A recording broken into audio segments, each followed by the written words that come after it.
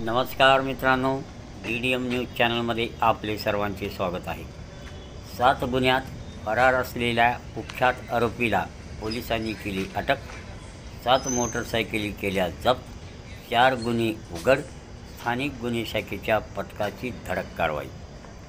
लातूर जिल्ह्यात मोटरसायकल चोरीचे वाढते प्रमाण लक्षात घेऊन पोलीस अधीक्षक सोमय मुंडे यांच्या आदेशान्वये अप्पर पोलीस अधीक्षक अजय देवरे यांनी विविध पोलीस स्टेशनच्या हद्दीत घडलेल्या मोटरसायकल चोरीचे गुन्हे उघडकीस आणण्याकरिता पोलीस अधिकारी व ठाणे अंमलदार यांना सूचना व मार्गदर्शन करून विशेष मोहीम हाती घेतली होती।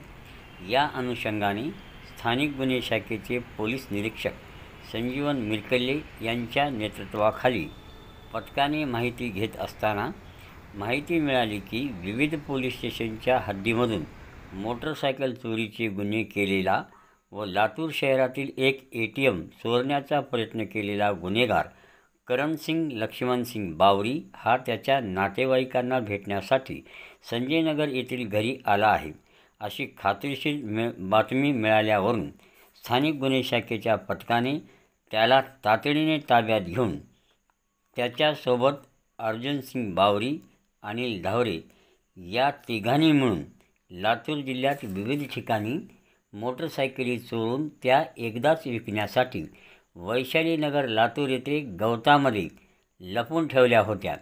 त्या 7 मोटरसायकली पोलिसांनी जप्त केल्या आहेत।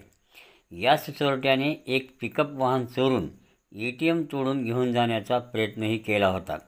यावरून नमूद आरोपीविरुद्ध लातूर पोलीस ठाण्यात गुन्हा दाखल करण्यात आला आहे। अनेक गुन्ह्यात फरार असलेला आरोपी करणसिंग बावरी हा पोलिसांच्या तावडीत सापडला आहे।